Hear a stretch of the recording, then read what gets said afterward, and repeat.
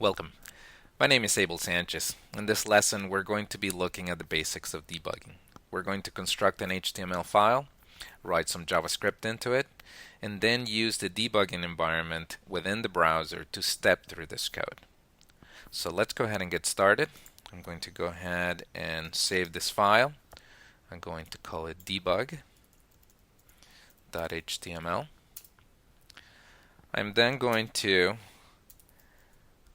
write doc type HTML, and this is simply letting the browser know that this is an HTML5 document.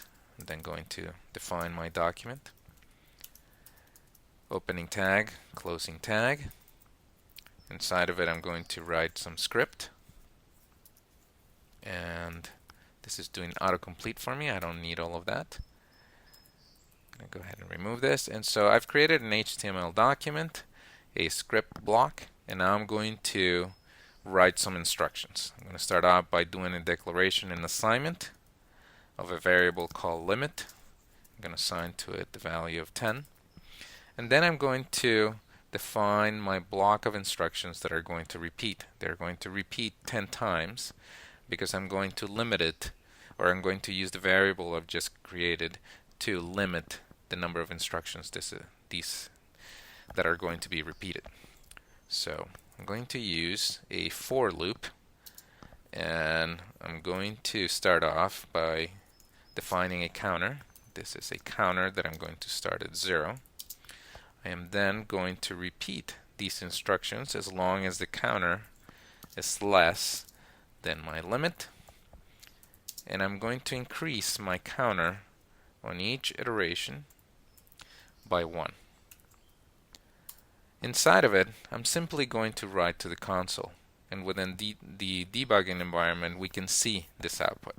So this is console.log. I'm logging, and I'm simply going to write out the value of my counter.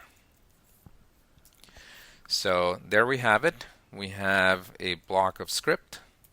We have a variable with the limit of the iterations that are going to take place. We then have an instruction, simply an instruction, that is going to be repeated as long as the counter is less than the limit. So I'm going to go ahead and save this. I'm now going to go ahead and load this file into my browser, as you can see it here. Go ahead and open that directory, and you can see that we have here the file that we created, debug.html. I'm going to go ahead and put it into the file, and now I'm going to open up my developer tools. I'm going to go ahead and navigate to it. You can see here that there's a menu for tools and then developer tools. My developer tools has opened up, and now I'm going to go ahead and adjust this so we can see our code. At times when you open it, you won't be able to see it, but if we reload the file, we can see the instructions here. And my font is a bit small, so I'm going to try to make it bigger. Let's see if I can collapse this. Yes, I can. And I'm making my font bigger. Now I'm going to open up the console as well. And as you can see, that has been written to the console already. But I'm going to go ahead and put in a breakpoint. Let me momentarily remove my console because I don't have room. In fact, I'll make my font just a bit smaller. And I'm going to go ahead and put in a breakpoint here. And I'm going to go ahead and reload the file. And I'll bring back my console.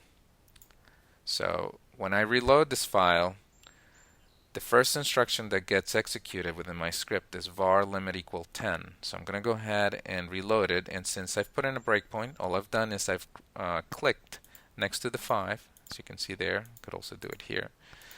So this is telling my debugging environment to stop at line 5. So I'm going to go ahead and reload this file, and you can see that the debugger here has stopped at line 5. If I mouse over my variable, you can see that limit is undefined. I have not yet assigned a variable to it. If we go over line 5 by using this symbol here, you can see step over next function or next instruction. You can see now that limit is the value of 10.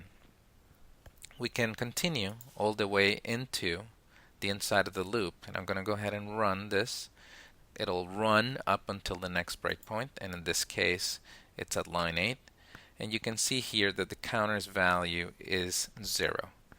If I run it again, this instruction will repeat, and the value should have increased of the counter, as we mentioned before, by 1. So let's go ahead and do that.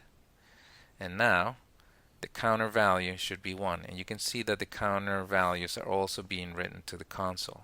On the next loop, you can see there that counter was written to the console, then it's 2, 3, 4, so on, and we'll go all the way up to, and if I look at it, this is now 8, and we will go all the way up till 9 because this is a zero-based count, and we have finished all of our instructions. So what I've shown you right now is how to write a file, how to write a set of instructions, how to go into those instructions and inspect them using your debugger inside of your browser. It's always a very good idea to go ahead and look at what's taking place within your code. Oftentimes what you're assuming is taking place is not what is actually taking place. By inspecting variables and looking at what's taking place inside of your code, you can get a very good sense of what's really taking place. And oftentimes that is how we find errors. So this is a very basic example of a loop repeating writing to the console, but you can see here that we can inspect each of those values even as they change within a loop.